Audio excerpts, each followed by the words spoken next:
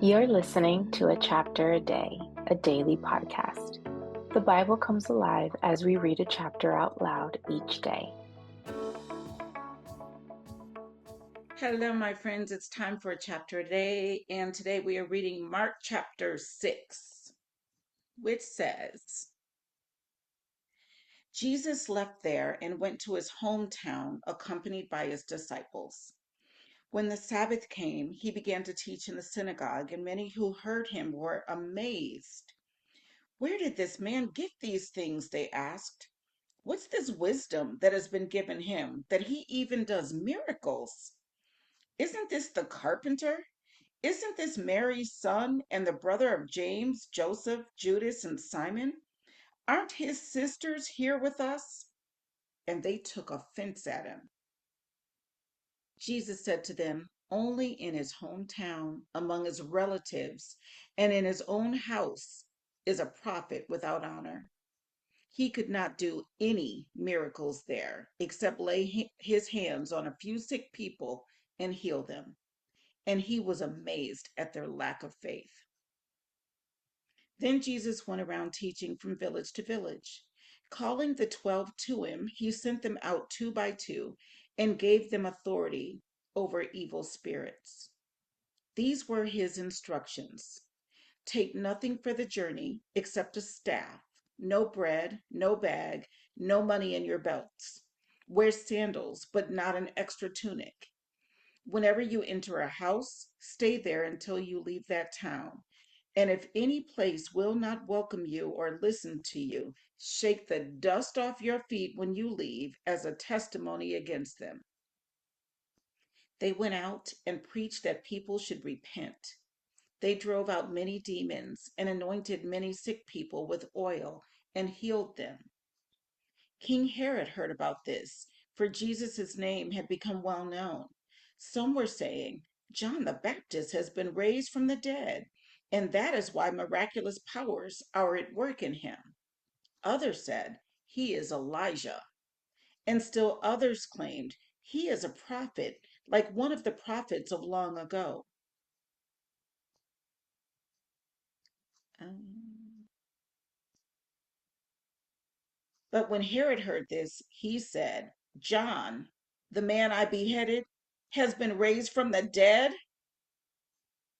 For Herod himself had given orders to have John arrested, and he had had him bound and put in prison. He did this because of Herodias, his brother Philip's wife, whom he had married. For John had been saying to Herod, it is not lawful for you to have your brother's wife. So Herodias nursed a grudge against John and wanted to kill him, but she was not able to, because Herod feared John and protected him, knowing him to be a righteous and holy man. When Herod heard John, he was greatly puzzled, yet he liked to listen to him. Finally, the opportune time came. On his birthday, Herod gave a banquet for his high officials and military commanders and the leading men of Galilee. When the daughter of Herodias came in and danced, she pleased Herod and his dinner guests. The king said to the girl, ask me for anything you want, and I'll give it to you. And he promised her with an oath, whatever you ask, I will give you, up to half my kingdom. She went out and said to her mother, what shall I ask for? The head of John the Baptist, she answered. Ugh. At once the girl hurried into the king with the request, I want you to give me right now the head of John the Baptist on a platter. The king was greatly distressed, but because of his oaths and his dinner guests, he did not want to refuse her. So he immediately sent an executioner with orders to bring John's head. The man went, beheaded John in the prison, and brought back his head on a platter. He presented it to the girl, and she gave it to her mother. On hearing of this, John's disciples came and took his body and laid it in a tomb. The apostles gathered around Jesus and reported to him all they had done and taught. Then, because so many people were coming and going that they did not even have a chance to eat, he said to them, "Come with me by yourselves to a quiet place and get some rest." So they went away by themselves in a boat to a solitary place. But many who saw them leaving recognized them and ran on foot from all the towns and got there ahead of them. When Jesus landed and saw a large crowd, he had compassion on them because they were like sheep without a shepherd. So he began teaching them many things. By this time it was late in the day, so his disciples came to him. "This is a remote place," they said, "and it's already very late. Send the people away so they can go to the surrounding countryside and villages and buy themselves something to eat." But he answered, "You give them something to eat." They said to him, "That would take 8 months of a man's wages. Are we to go and spend that much on bread and give it to them to eat?" "How many loaves do you have?" he asked. "Go and see." When they found out, they said, "5, and 2 fish." Then Jesus directed them to have all the people sit down in groups on the green grass. So they sat down in groups of hundreds and fifties. Taking the 5 loaves and the 2 fish, and looking up to heaven, he gave thanks and broke the loaves. Then he gave them to his disciples to set before the people. He also divided the 2 fish among them all. They all ate and were satisfied. And the disciples picked up 12 basketfuls of broken pieces of bread and fish. The number of the men who had eaten was 5,000.